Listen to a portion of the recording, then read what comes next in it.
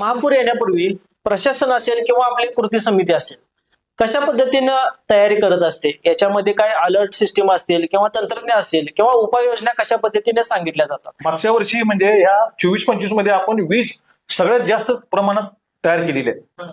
मग मी काय म्हणतोय, वीज कमी होईल, तुम्ही 105 टीएमची भरूच नका, 80-90 टीएमचीच भरा, रिकामं ठेवा. अचानक पाऊस पडला, दिवाळीत पाऊस पडतोय, दिवाळीपर्यंत पाऊस पडतोय, कधी पाऊस पडेल सांगता येत नाही. जानेवारी पर्यंत कॅचमेंटमध्ये धरणातलं, कोयना धरणातलं पाणी आत येत असतं, कारण आपल्याकडे नैसर्गिक धरण आहे. अलमट्टी नैसर्गिक नाही आहे, आपलं पाणी तिने रस्त्यातच अडवलेलं आहे. अडवलेल्या पाण्याला फुगवटा तयार होतो, अडवलेल्या पाण्यामुळं बॅकवॉटर तयार होतं, आणि ह्याचा आम्ही ह्या ठिकाणी शासनाला पटवून दिलं की ठराविक उंचीला या ठिकाणी तुम्ही थांबवलं पाहिजे. हे CWCच्या लक्षात आलं, केंद्रीय जल आयोगाच्या लक्षात आलं, आणि त्यांनी 2018 मध्ये CWCचं हे गाईडलाईन तयार केलं डिसेंबरमध्ये, की CWCनं कोणत्या नियमाखाली कसं परिचालन करावं, म्हणजे कुठल्या धरणाचं परिचालन कसं असावं, हे सगळ्यात मोठं त्याला स्कॉडा असं म्हटलं जातं, ते नियम आहे, तो केला पाहिजे.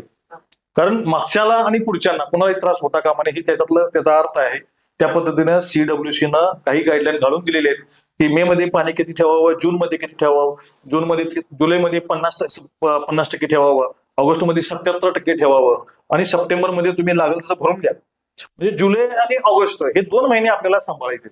ह्या 2 महिन्यामध्ये तुम्ही 77%च्या वर तुम्ही पाणी ठेवायचं नाही आहे. आता तुम्ही 80%च्या वर गेलेलं, आणि जून मध्ये जर बघितलं तर त्यावेळेला तुम्ही 60%च्या आसपास गेला होता. आणि ह्या वेळेला आम्ही कलेक्टरला मागच्या वर्षी सांगितलं होतं, कलेक्टरनं आमचं म्हणणं ऐकून घेतलं आणि आम्ही कलेक्टरला नोटीस काढली, वकिलांना नोटीस पाठवली. राज्यात पहिल्यांदा झालं की कलेक्टरला आम्ही नोटीस काढली की चूक होते, आपल्या चुकीची दुरुस्ती करा.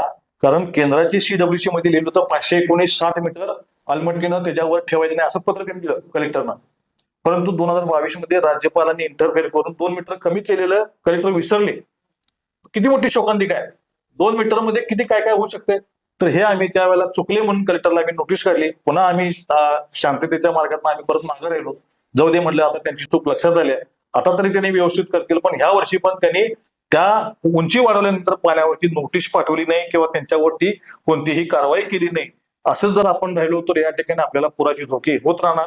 यासाठी आम्ही सुसमिती कायम तत्पर आहोत, आम्ही त्याचा न्याय मिळवणार.